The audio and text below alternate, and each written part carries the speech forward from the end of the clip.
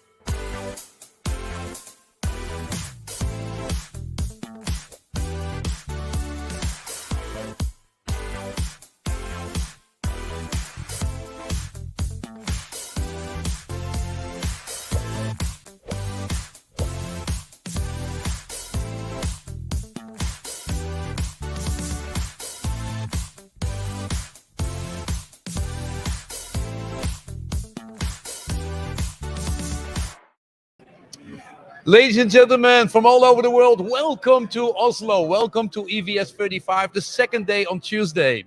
Yesterday we had a great day. We looked at all kinds of things, including vehicles, but today we're all talking about charging.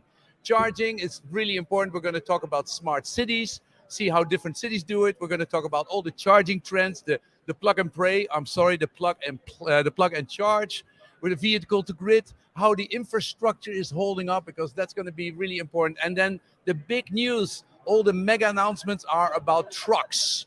So that's what we're going to do in the next hour. Be with us and put your questions and remarks in there. And there's a lot more about this, which we're going to share. So first, let's take a look what's on the exhibition floor and what's happening in charging.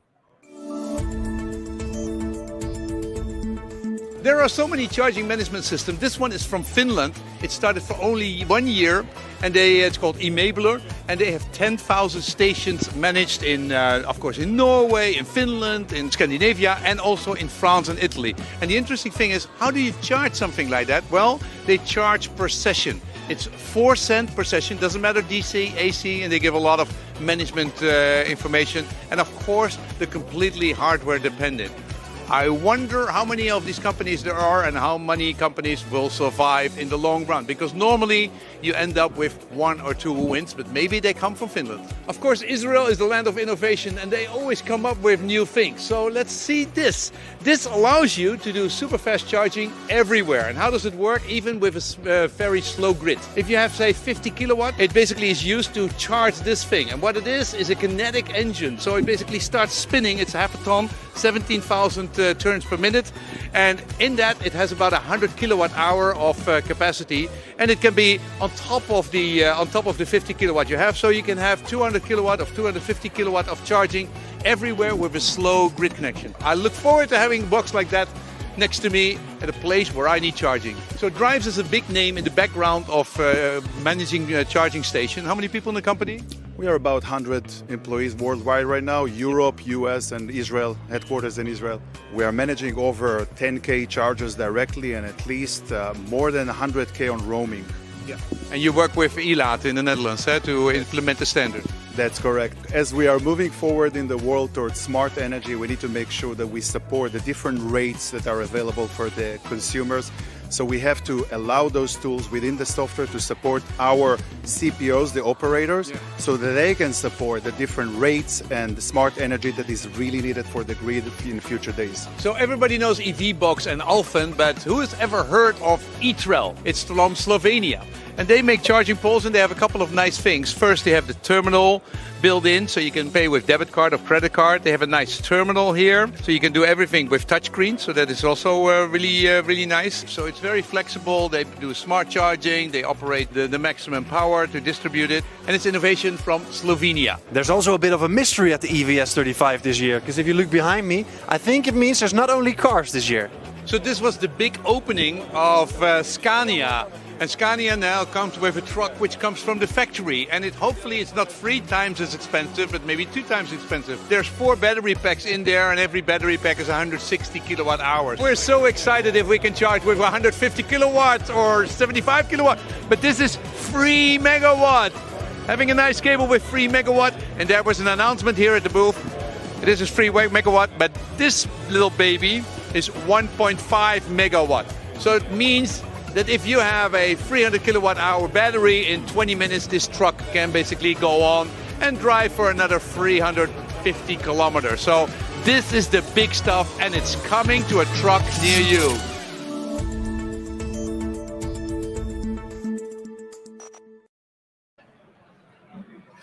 Well, I really like that ending. That was really fun. Okay, we have 2 cities here at the table, Gothenburg and Rotterdam, and I'm first going to ask them to introduce themselves very quickly, and then we're going to discuss what challenges do the smart cities have in the coming year. Lars, can you basically introduce yourself? Yes. Lars Bern from Gothenburg. Yes, my name is Lars Bern. I work with Business Reading Gothenburg, which is the economic development agency with the city of Gothenburg and the surrounding region.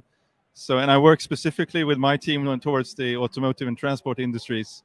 And we have an electrification mission from our politicians that we're going to pursue until 2030. Oh, these politicians. Yeah. So 2030, how many poles do you have in Gothenburg? Well, it's not an impressive number, but 1,400, and it's good in Swedish comparison. So we're doing very well there and been awarded with a charging gold in 2021. Yeah. Yep.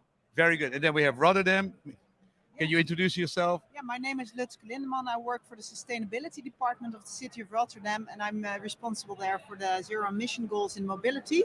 And well, that's what it is. Yeah, and Rotterdam is really honest. They always say at Rotterdam, we do it. We're a can-do city. We're a can-do city. You're about the same size, about 600,000 people. Exactly. How many poles are there in Rotterdam? It's 400,000 and 400,000. 4,000. 4,000. That's in a couple of years. Yeah. 600,000 inhabitants, 4,000 charge points, and I think the difference between Gothenburg and Rotterdam is that in Rotterdam, more people have to charge at the streets because they don't have the ability to charge at their homes. Yeah. It's 70% of the Dutch people have to charge on the public streets. Yeah. And how is it in Gothenburg? It's much better, I think. Of course, we have a lot of apartment buildings in Gothenburg, which is a challenge, but. Yeah. As for myself, I can charge on my driveway, and I think many people also have the possibility to charge at their office at work. Yeah. Okay. Let's talk about the challenges which the cities have at the moment. What do you see as the biggest problems to get to fully zero emission in 2030? Well, I think, of course, you have some of the sort of special vehicles and also construction equipment, which can be somewhat a challenge because there are special vehicles and the market is not really there for it. But otherwise, I would say that if you look beyond the electrification, it's about congestion. I mean, of course, we can electrify things, but it's all about how we can move around in the cities in a agreeable. Then we would have to think that people would just not have one person in the car, but 2 people in the car. That would eliminate every. Absolutely. Yeah, and that's another department. That's a department. How is there a big problem? Is it electrification, or do you see big challenges ahead, or is it for the normal personal cars? It's going smoothly. If I want to have a charging pole in my street, do I get it within 6 weeks or something like that? Ooh. I wouldn't know exactly about the 6 weeks, but I think in Sweden we're fortunate. We have a good good electrified grid and so on. Uh-huh. So I think, but the big challenge for us is rather how the whole industry is, how it's transforming into electrical. So I think we can manage the transports and all the vehicles. Could be somewhat some challenges in terms of the heavy duty vehicles, but otherwise it's the industries, and we have a battery factory coming and other industries that want to transform into electrification. Interesting. Let's go about this before we watch the movie about Rotterdam, where everything looks beautiful. What are your biggest challenges at the moment? Well, I think a bit of the same, the grid connection. And in Rotterdam, we have a zero emission zone installed in 2025. And it's very important that all people that want to drive into the zone, which is quite big inside the ring road of Rotterdam. Oh yeah, it's that's big. Quite a big zone. And that they can charge their cars. And there has to be enough electricity on the grid for all those cars to be charged, and all the heavier trucks and etc. Oh my gosh! You mean everything in the ring of Rotterdam, which means a lot of trucks have that duty there too. The logistics is huge. It's not the harbor logistics. Oh. That's outside the ring road. But that's also a big challenge, and I think that's also the similarity of our cities with a big harbor. Yeah. And the connection to the hinterland, it's called in English, I think. The hinterland, the backcountry, yeah. And I think the interoperability of the heavier logistics is also a very important topic. We've seen that in several talks during EVS as well, that it's really important that you can drive not only with a fully charged car at your own industrial area, but you can go to another industrial area and charge there and go back again. Yeah, so those are the challenges. Let's see how they solve it in Rotterdam.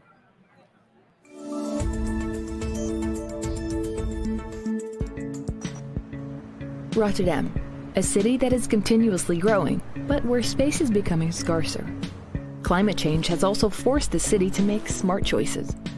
To give the city the brightest future possible, the city of Rotterdam is working on an innovative approach to traffic and transport. The past few years have seen an increase in the number of cyclists and pedestrians in Rotterdam, and a decrease in cars driving in and out of the city. That's why the municipality is changing how the available space is allocated to different road users. This means more room for cyclists and pedestrians, and more room for living. In Rotterdam, we take the health of our inhabitants seriously. Air pollution is a major health risk, and that's the reason why making the air cleaner is one of our top priorities. It's quite important that we in the Netherlands meet the climate targets that we agreed on in Paris in 2015. That means that we need to reduce carbon dioxide by 50% in the next 10 years. That is a real challenge. And 30% of that CO2 comes from transport and 20% comes from car traffic. So in Rotterdam we stimulate people to use more sustainable forms of mobility. The city is raising awareness of various clean alternatives to short car rides. For example, Rotterdammers can use different electric shared vehicles or public transport, or hop on their bikes, of course. I like to use shared vehicles because they're always around and always available, so that's easy for me. Through this program, the city of Rotterdam works to promote emission-free motorized transport. For example, the city is purchasing electric vehicles for its own fleet and working together with the logistics sector to introduce a zero-emission zone for city logistics by 2025. To encourage people to switch to emission-free transport, the city of Rotterdam will be rolling out a robust and efficient network of public charging points. Local air quality is improving. Good news for the health of all Rotterdammers. And carbon emissions in the city are decreasing too, which can help us counter climate change. The city of Rotterdam is saying goodbye to fossil fuels.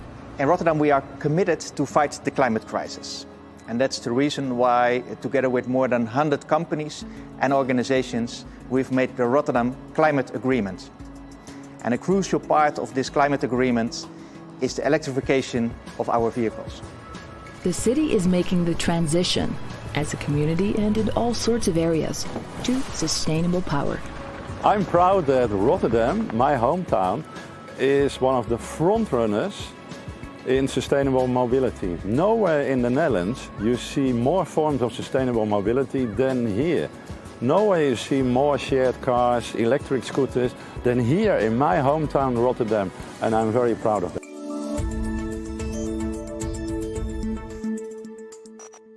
You have a big fan. You have a big fan as an inhabitant as a professor there. So, is Rotterdam really so far ahead of all these different programs? It looks very impressive if I see the movie. Well, I'm really proud of what we do with our team. So, Yeah. We're really a can-do city. So I think that at that point we are ahead at least. So So car sharing is big. Buses. How many electric buses are there? we have 100 electric buses at the moment, and one bus replaces 100 normal cars for PM10 and CO2 emissions. So that's really counting. Yeah. And That's really good. And how is it in Gothenburg with electric buses? We're actually closing in on 300 buses now, so now those we're streets doing are- well there. But it's I think next summer they're going to do the final sort of procurement of the concession that's going to last out to be electrified. So Okay. But so you're already up at a high percentage. yes, we're quite a high percentage. I'm not sure if it's close to 75, but it's high. Yeah. And but I also at the same time I'm really impressed by Rotterdam and the Dutch cities, because they're rolling out charging infrastructure and having a really high momentum on their 2025 goals, which are impressive. Yeah. When do you have that goal? 2030. Well, me and my team, we're working on an electrification mission towards 2030. So we're going to reduce the carbon footprint by 90% until then, but also reduce the traffic by 25%. So that's also we're looking to you Dutch people how can we transfer people to walking and cycling mainly. Yeah. Oh, yeah. But we're looking at Oslo. If we see Oslo, how it has been pushing traffic out of the city. Yeah. That was amazing. I went to the Opera building and the museum, the Munich Museum. It was beautiful. It was very calm. All these roads were gone. It's one of it was chosen again today, I think, at the most sustainable city of Europe. It basically came up with the prize, but the Dutch are quite up there. Now, let's talk about problems. We in the Netherlands have problems with the grid. The grid is full. Is that problem also in Rotterdam, that you have to take that into account if you want to charge 100 buses or something like that? If you look at the grid map of the Netherlands, then it's colored red in many areas. Yeah. That means it's full. But in the area of Rotterdam, it's yellow or white. So we don't have that amount grid of problems than in the rest of the Netherlands. But I think we face some. Yeah. And what about Gothenburg? I actually have a political mission this year to work on this on a national level, because we were fortunate now to get the battery plant that Northvolt and Volvo Cars are going to invest in. And that's an additional 200 megawatts that's going to go into our power system, and we're already at 850. So we need to work really hard on that. And it's especially the challenge is the industry transformation, because apart from new industries, we also have refineries and other chemical industries that needs to transform to sustainability. Yeah, there's nice way of behavior of making it possible for everybody to do it, and on the other hand, there's strong rules which you have to lay down. Yeah. How are both of you in this department? Because I heard from the Norwegian Minister of Transportation, he was saying, yeah, we just make everything expensive, which is polluting, and we're not going to facilitate anything, and that works really well. How's Rotterdam in that department? Rules versus stimulation. Well, at the moment we work on stimulation, but in 2025, when the city has the zero emission zone, there's also the stick, not only the carrot anymore. Yeah. So, and you? Once again, I'm more impressed by sort of the hard sticks that Dutch cities and Oslo are using, because we're more of a testing nation and testing city, that what can be done really, what possibilities are there to explore until the regulations are due to come. It's a zero emission zone only for logistics. Let's be honest to say that. The citizens can just still go in. So the personal cars are still. Well, permitted. you're so jealous of us. I just want to say we're jealous of the Swedes. The Dutch use 12 tons of CO2 a year. The Swedes only 4. 3 times less, because you have all that hydroelectricity and that. Mind you, the Gothenburgers are up at 8 actually. So that's. From our environmental and climate program, we really want to reduce that from 8 to 2 tons per person. And I'm a year. really happy the two of you being so enthusiastic, being proud of what you're doing, and also have clear goals. Thank you very much for sharing that with us at EVS35. Thank you so much. Thank you so much. And let's continue. We have now the next one is a talk with the European Commissioner, who has a couple of challenges in terms of charging and then also a couple of solutions. One of the main components within the realm of EV is the charging infrastructure. What are the biggest challenges right now? One of the things which is not yet under control is the efficiency of charging. There are some vehicles, I'm not naming names, that lose 20-30% of the power in while charging, particularly if you are using a low-speed charger. So, for instance, we are funding projects to try and improve that. It's already difficult to get the energy, and then if you waste 20% or 30%, that's one area. The other area is exactly low-power charging, in my view. When we have, 50 or 100% of electric vehicles, we need a solution which is more practical. Also because I think nobody wants to have columns every 20 minutes or 20 meters. Another thing is convenience. I think we don't want to have a system that you have to have a credit card or it must be simple. So we have projects in 23, I think, on this. And it's really to think what will be the charging, the on-street charging in 5-10 years when there will be much more vehicles. And charging for trucks also is a big issue. I mean, we're talking about megawatts in one point. I think the biggest challenge is, for one, it's still data transparency. Everyone's super protective of their data, where in fact it's ridiculous to be very, very guarded around that, right? If you would open a shop, you wouldn't keep your opening hour secret, or the location of your shop secret, right? Or the price of what you're selling in that shop secret. Everyone is still sort of busy fighting over the crumbs in this industry. Well, I think everyone should be focusing on making the pie a hell of a lot bigger for everyone. The ecosystem of charging and driving is very siloed, or it's imperfect, and that is because there are so many companies just thinking of it from their own little playing ground, and that makes it so fragmented. They all have their own perspective, and it's hard to find a way how we could properly work together, and that's one of the main parts. And of course you have the challenges of the grid capacity and the energy supply, etc. So that's another part of the equation. And that is actually another challenge, that we don't repeat this same mistake now that commercial electric vehicles are starting to electrify as well.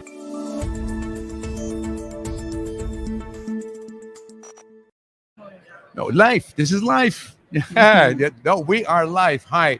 And I'm here standing here with Elisa Thorvaldsen from Recharge. We know Recharge, and I'm sorry if I didn't do your name right.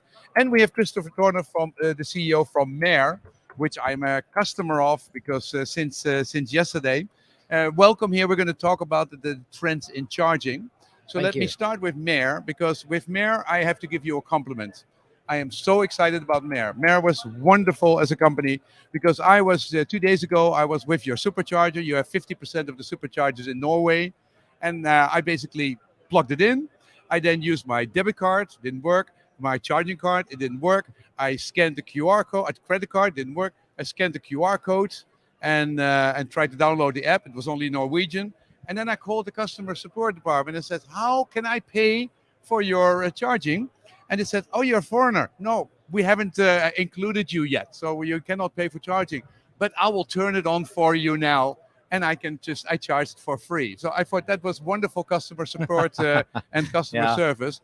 But hey, I mean, you have a huge network of superchargers in which countries? Yeah, so that's true. Well, first of all, we have a sort of saying in the office that if we are not ready to help and the systems is not talking to each other, we have this concept of failing happy, which is from the Silicon Valley startup mentality. So I'm pleased that the customer service actually provided that failing happy free charging to you.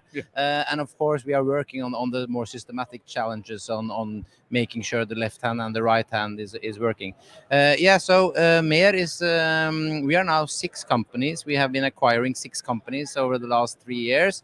It started here in Norway, but we are today also in Sweden, in Germany with 2 companies, in UK with 2 companies, and also in Austria. coming close to 300 employees now and in 5 markets. And how many chargers do you have? Yeah, so we have above 2,000 superchargers DC and above 20,000 slow chargers. Yeah, So so in a nice totality, big it's player, quite big, regional, yeah. and you're Yeah. expanding. So And it's just the starting because it's just early the days in Europe. What about you, Elisa? Describe your company. Well, Recharge is a Nordic player. We're in Norway, Finland, and in Sweden. We did say earlier today that we're entering Denmark, Yes. which we are at the end of the year or early next year. So we will be there as well. We have around 2,500 chargers, well, about 3,800 charge points where you can charge simultaneously in these countries. And that's superchargers or slow charging? It's a bit of both, but what we're building now is mainly superchargers. A big load of them are fast chargers. Yeah. How much are the superchargers? Out of the 2,500, I think half is fast and super fast Okay, chargers. so you're Yeah. comparable in that case. And if I would go to your stations as a foreigner, can I pay? We have credit card payment by QR code. So And you scan a QR code and you can pay by credit card. By But credit we are card. also looking at credit card terminal pilots, which we will have in after the summer. We'll do our first sites. Okay. Yeah. Right. Okay. So there's the credit card is, so that we can talk about payment methods later. So if you look at the big challenges which we have in building out the charging infrastructure, what would you say are your biggest challenges at the moment? Things take time. So the 3 famous T's. And you can look at this from different angles. Sort of a ticket to play to get into the discotheque is to have proper grid. So if there is no grid, then you can't have any Nothing. chargers. Yeah. So grid is a ticket to play, and then of course to get this speed of installation, land grab game you could call it. Yeah. The Brits call it this. It's accelerating at a huge and tremendous path, and it should, because we need to be in front of the EVs now coming. We have a bit down in among the German car manufacturers just right now, reinforced by the crisis in Ukraine, etc. But they will solve it. So whether it's in 12 months or in 24 months, cars So will expanding come, is number two, and we yeah. need to really get the building just increasing. That's number one. Number two is I think both of us would agree that we still have too many chargers that are not working. So Definitely, yes. uptime should not be 98%, should be 99.999, like in the telco industry. So these things we really need to focus on, and we will do so the next 10 years.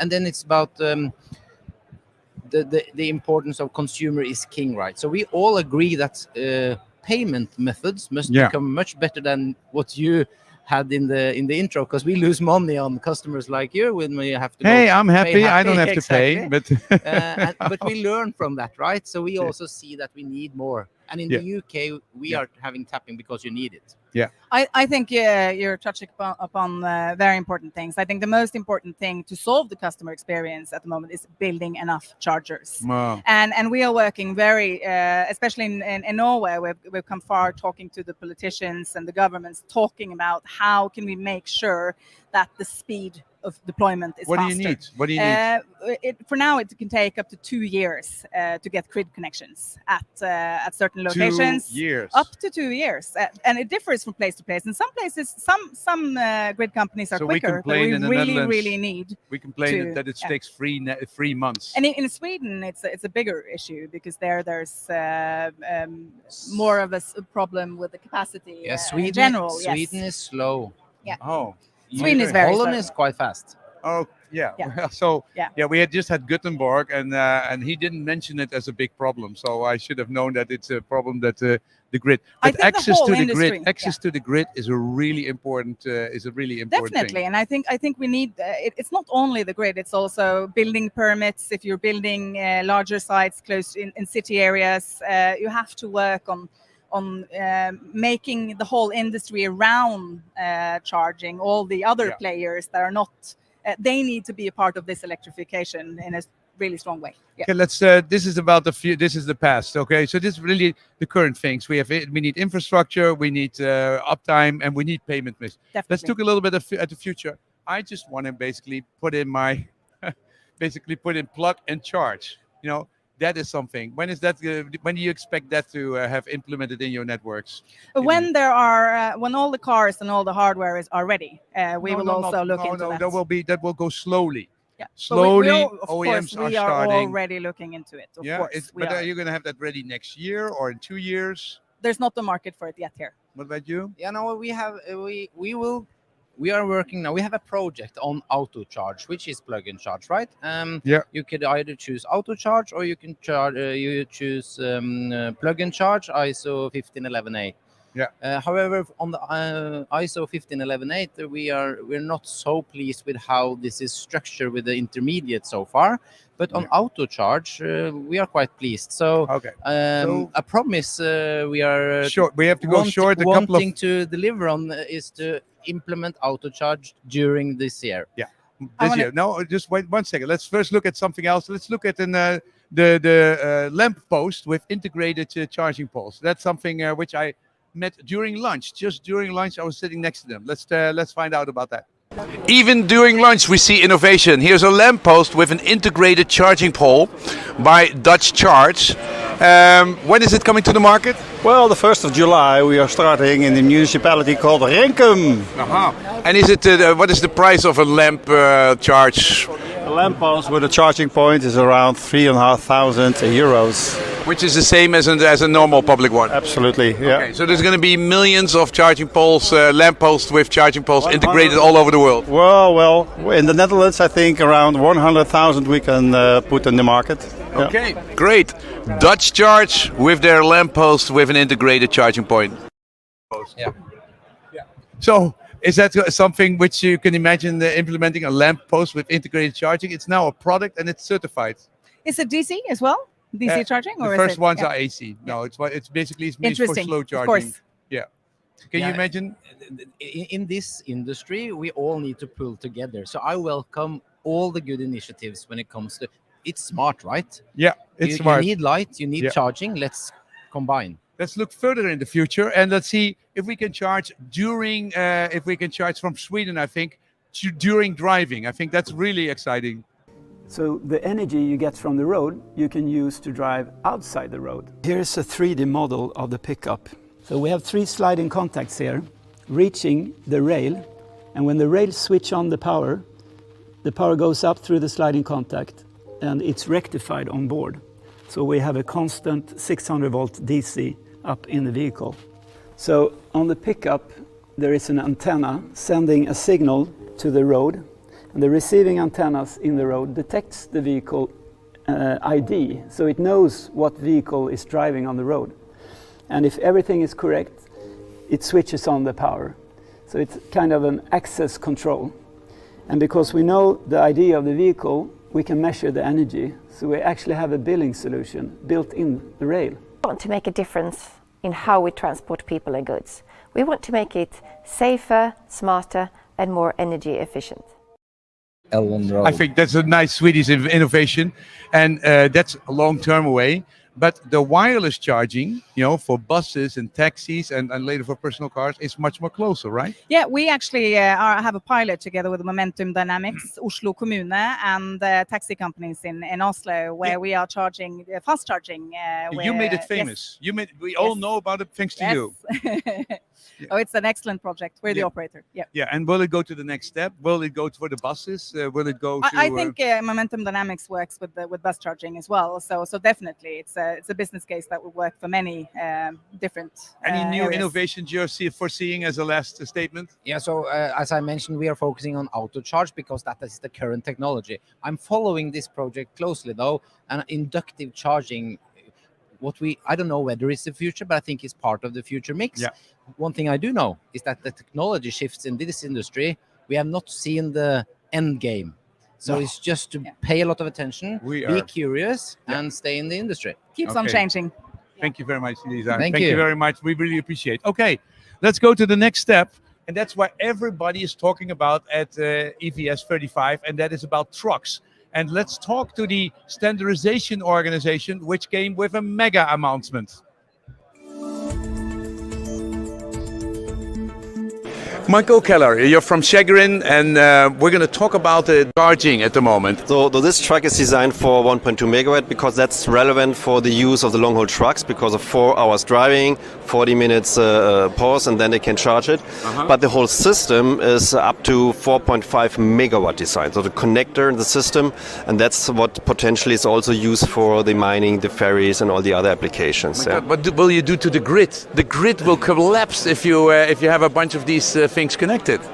Yeah, that's an important thing. But for example, on the highways, we already have a lot of high power chargers from the CCS system, and we have here on the EVS show also companies who are supplying these equipments, so the charging equipments. Yeah. I can show you 2 things here. It's really nice to have both here on the corner. Yeah. Here you can see the Ionity Charger. They have a big network in Europe, and all their chargers are plug and charge capable. So plug and charge means you don't need any card, anything. Your contract is digital in your car as a certificate, and then you just plug in and authentication and charging started it on. And the background you can see also over there, hub checked. Yeah. They are doing the contract handling in the background in the backbone system to handle between your contract and the CPOs and then the car. And you can also see there the car, the Volkswagen ID.5. And they drove from Berlin to Norway by only doing plug and charge. Okay. So it's really gonna come. I mean, all these standards, because I mean, I think you have been talking about it for 5 years, and now the first product. I mean, standardization takes a little time, huh? It takes time, but there were some companies having already this installed before the standard was published. The standard is published now. Now this year, more and more cars are coming, and also a lot of infrastructure companies are looking for that, and they are preparing themselves. Yeah. And it's on the road, it's existing, and now having more and more cars ready for that, it's really boosting. I'm totally. Is it an AC standard or a DC standard or both? Public charge, a plug and charge is doing both.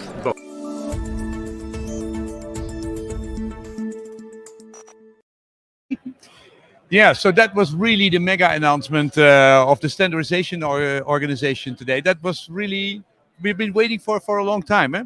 So we're going to talk about that with the panel about trucks and charging. And let me first ask you to introduce yourself. Yeah. Hi, my name is Marie-José Baartmans. I'm a co-owner and founder of Europe's first core business zero-emission transport company. We're based in Rotterdam. Yeah. And we run only zero-emission trucks, whether it's battery electric or hydrogen electric trucks. And very small ones from 2 to 5 ton or something like that? Or what do I have to think about? We start with rigids from 19 tons and we go up to 50 tons tractor units. You have really the big guns. guns. Yeah. And what are they doing? What kind of, how do you use them? We do inner city retail logistics for the big B2B and B2C companies. We run several trucks for construction logistics because in Rotterdam we have to build loads of houses. Yeah. And then we have bulk transport, orange juice transport, and we do some intraport container transport. And last but not least, we do supermarket distribution as well. Okay, fantastic. Yeah. Okay, wonderful. So you're very unique about this company, I think internationally, 11 big trucks. Okay. So, welcome to the broadcast. You were just flown in by her because our other guest was having a panel or something. Can you introduce yourself, Peter? By all means. My name is Peter Damen. I work at Equins, and we're at the other side of the spectrum. We install, maintain, and operate charging infrastructure, and a large focus on infrastructure or focus market would be trucks as well. So that's where our worlds actually meet. Yeah. And you basically install them and you configure them and you do what size? Yeah, we're actually turnkey provider. So we're a technical service provider and we can work with different types of hard and software, looking at the needs of the client and the specific project. Okay, well, give it some context. Yesterday we saw a big party because the MSS was introduced, the mega storage thing with Schengreen as a standardization. How much was that in the work, and was that a big moment, or has it been already installed for a long time? The 1 megawatt charging session that has been conducted, that was a big step forward. So that's actually the future where we're looking at in terms of opportunity charging, the high power charging. Yeah. It's a big step forward. It's actually great to see the size of this plug. In terms it of was beautiful, huh? And it's incredible. It can do 4.5 megawatts. 4.5 megawatts. Incredible. It's really amazing. Yeah. So in terms of charging infrastructure, that's basically where we need to work towards. Yeah. And the challenges to overcome is basically grid congestion there. So I think a big challenge to the entire industry to work towards that. Okay, wonderful. Hey, Rob, how are you doing? Wonderful to join us. Can you just introduce yourself for a second? Yes, of course. Well, thank you for having me here. My name is Rob Kroon. I work for a company called Fear Automotive, business development, project development company in e-mobility and electric logistics. Yeah.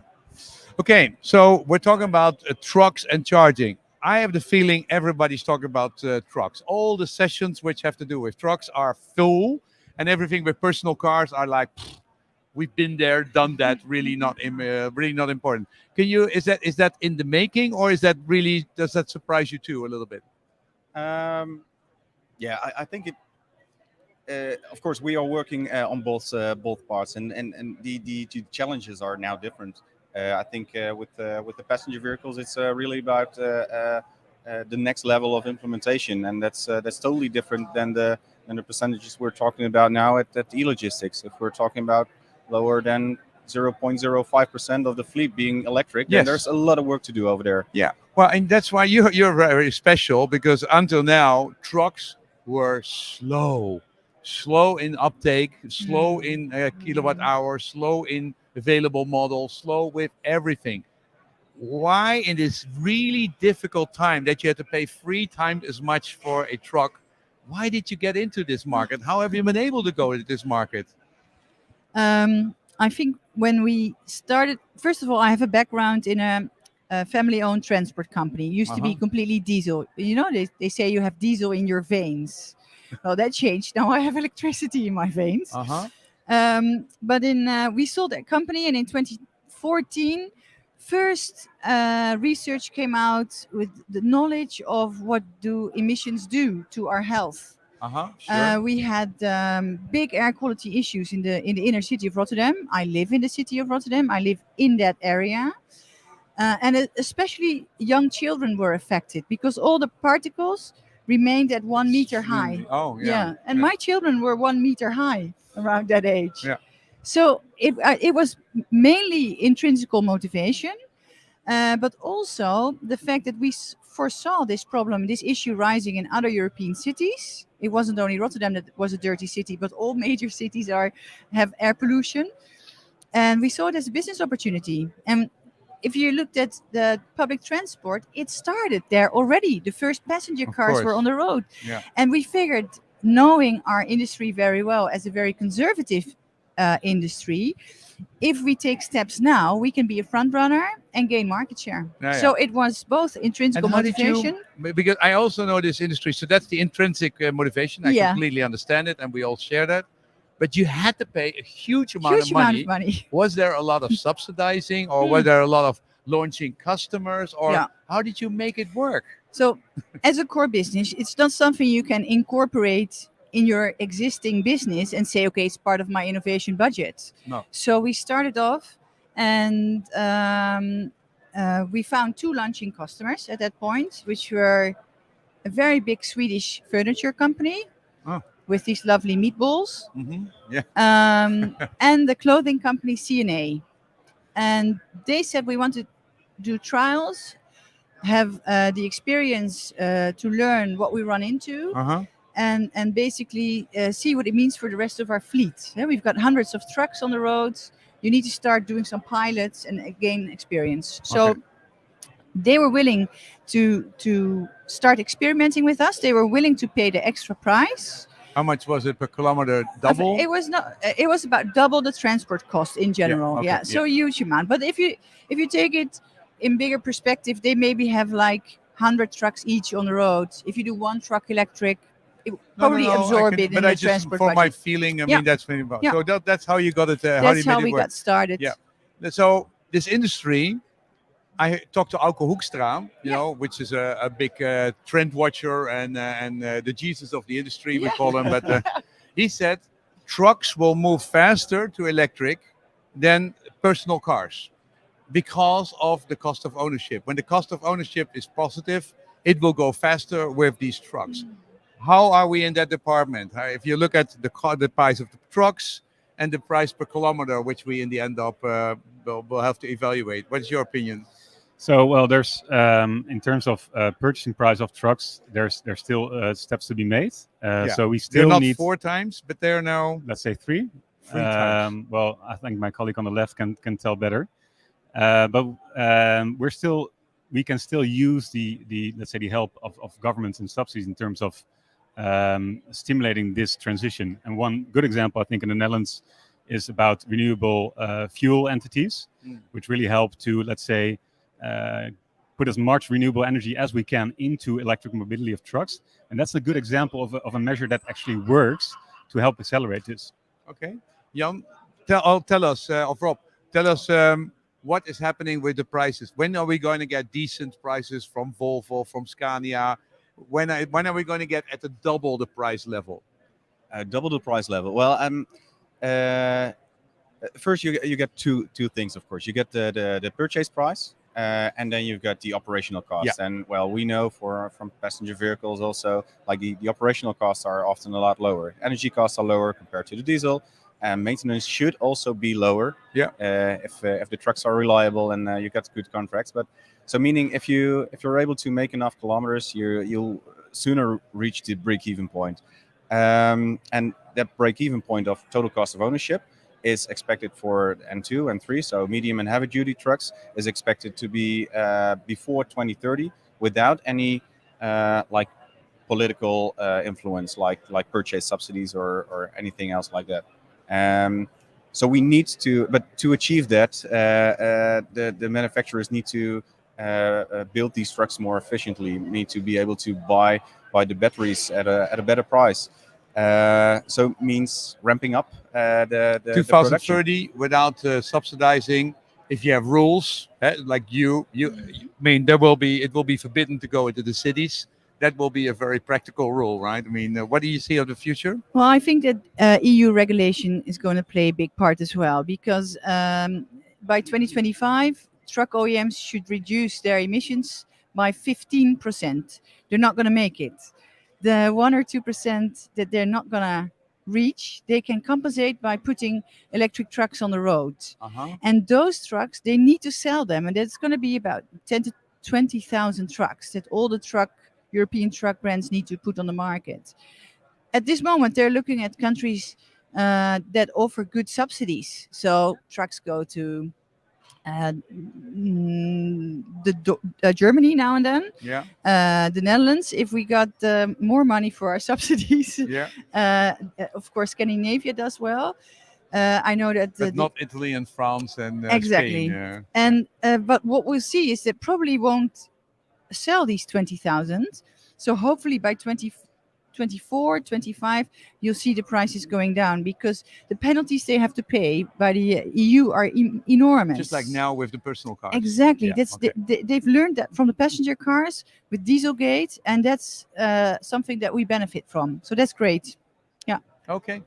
Well, I can see that we still have some way to go. The announcements were wonderful. Next year, Scania will come with the truck, which will have 600 kilowatt hour battery.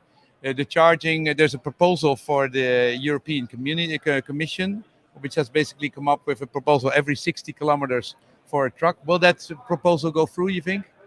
I hope so. Yeah. I hope so. But it's a combination. If we're talking about charging, it's expected between 70, 80, 90% to be on the depot. Yeah. But public charging, as you probably also know, like you need the flexibility. You need to be able to charge along the way as well. And then those kinds of directives are very important. 2030, how many electric trucks will you have? Well, Breitner is front running company, so hopefully the focus will be less on the battery electric, because the mainstream is going to run the battery electric trucks. And I hope to have maybe an autonomous truck or 2 or 3. Yes. Something to be again a front runner in. Platooning and that kind of stuff. Platooning Totally is autonomous. Exactly. Then we're in. You are a fantastic, forward-looking woman. Thank you very much for joining us, and thank you very much for giving us context to this big mega announcement. Thank you. Thank you. Okay, let's let's take a look at the video, and that is something also very important with the vehicle to grid. And in Utrecht, they have a whole bunch of car sharing, which are doing vehicle to grid on EC. That's really interesting. V2G, vehicle to grid, a car as battery on wheels, a familiar term for us, but for a lot of people, a lot of hocus pocus. So V2G, what is it and to what problem is it a solution? Well, as you just explained, it's sort of a battery on wheels. So you can use the car for energy storage on a local level when you have a surplus of solar energy available in a certain neighborhood. During the day, you can store it in the car, and in the night when the people come home, you can discharge the car into the grid so the people can use this energy and you don't have to distribute it to all other locations around the city. And that's a good solution because grid congestion comes out from all the distribution of all the energy. And as long as you can keep the energy local, then it's a solution for grid congestion. Grid congestion is really becoming a problem in our city, Utrecht, but also in the Netherlands as a whole. So we have our ambitions on renewable energy. And at this moment, we just cannot connect new big-scale solar projects. How can we meet our ambitions on climate neutrality if we cannot connect new solar due to grid congestion? And if we can solve this by this kind of solutions, we need lots, but this kind of solutions help to solve this problem, and that's in our interest as a city. Yeah, and I like the thinking like, oh, if we get a lot of extra energy, we need a lot of batteries, but wait a minute, we're making tons of cars, so let's use the cars. So how is it going with vehicle to grid? Because there's a car behind us.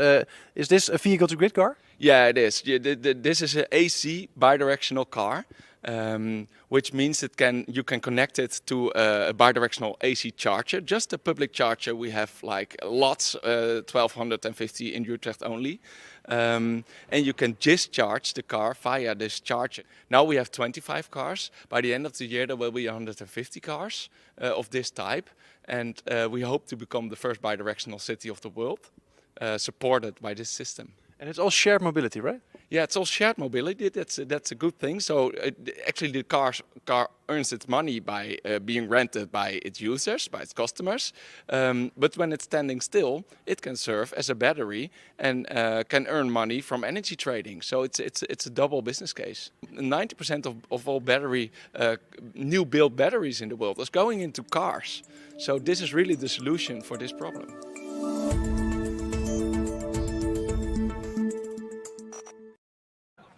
So if there's anything more important than keeping our grid stable and having enough capacity to charge, vehicle to grid is extremely important. Also to keep the solar and the windmills allowing us to put it into the charging network, because the grid is really in trouble. So that's I'm really happy we did that, and you were doing a great job, Dave, in asking that question.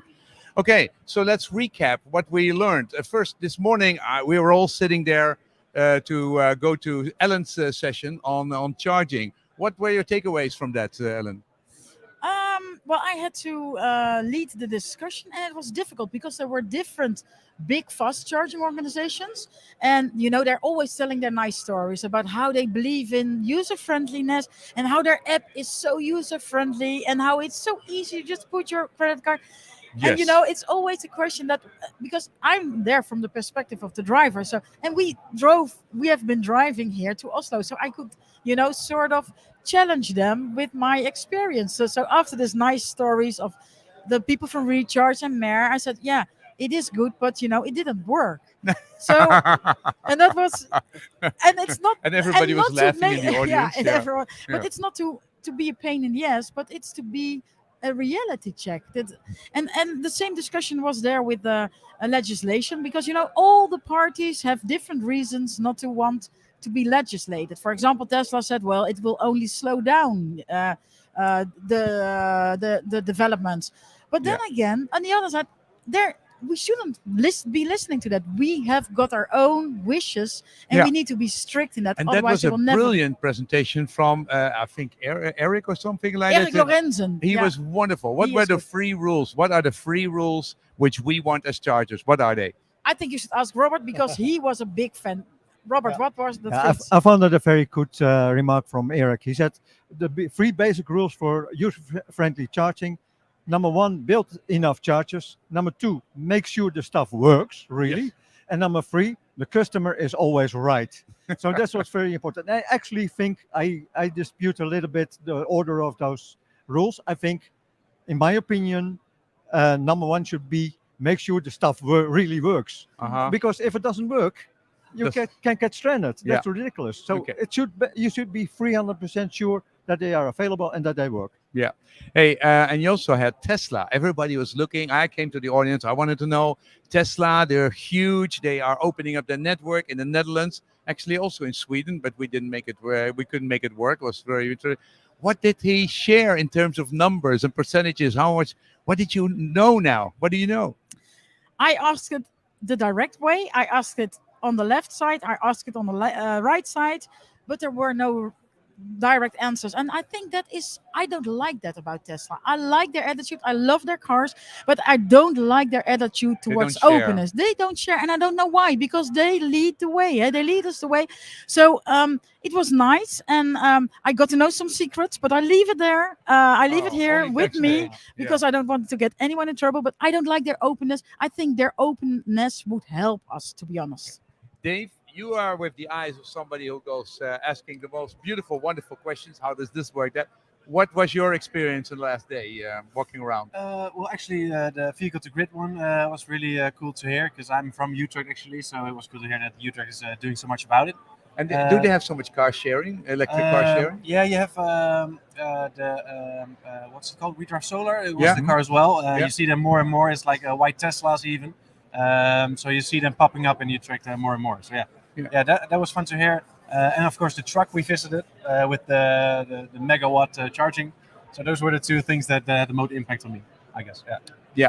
Okay. So well, I thought it was really interesting, the standardization guy. I mean, you thought he was incredibly boring. No, sorry, but Michael Keller from Sharon, and they make the CSS standard and the MSS standard. And they are doing the vehicle-to-grid in the background, and they're doing the charging, the charge and the plug and charge, the plug and pray, the plug and charge. You pray that it plugs and charges, huh? Yeah. But that's a whole group of companies in the background doing incredibly boring things. In the end, they have to make sure that it works, and that everything is easy, and that we get all the information, like the pricing information. And I think there's not enough appreciation for all these standardization organizations. So I have a 9-minute interview where he basically goes into detail. And actually, on our site, we will see a playlist. That sounds boring, of about 25 Vincent. different videos. It's boring. It's boring, but it's necessary. Very important. That's very important. You know, we are so spoiled. Of course. The people who do Tesla, we plug in, and it works. Yeah. And that's already 10 years ago, but now that should come to the other networks as soon as possible. Yeah. I had an interesting conversation with a guy from Dubai on this point. He says, you as EV drivers, what would happen if you could charge for free in exchange of your data? He says, would you do that?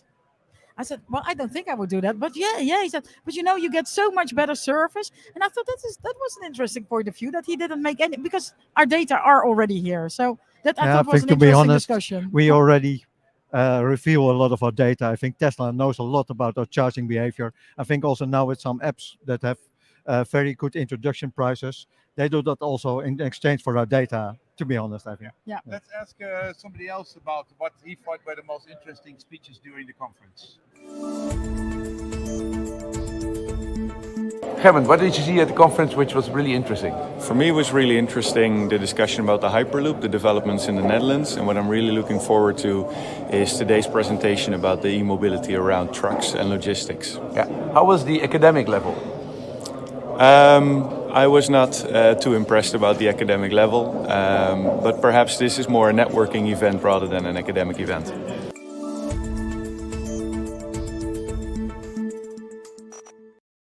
Yeah, and this was really known as an academic conference, which slowly got into products and industry, and so I guess the academics, maybe they stayed home because they think it's too commercial or something like that. So that was very interesting. So let's talk about tomorrow. What are we going to do tomorrow? What are you going to do tomorrow? Well, tomorrow is the last day of EV Studio Oslo, so I'm going to ask everyone on EVS what they found the most inspiring, the most innovative, and what they think I can't miss and I have to visit on the last day that I'm here. Okay, so that will be very interesting. What are you going to do? I think I'm gonna. I don't actually don't know, but I look forward more tomorrow to the interview with Gil Tull. He's one of the most famous researchers from the US, California, from the UC Davis.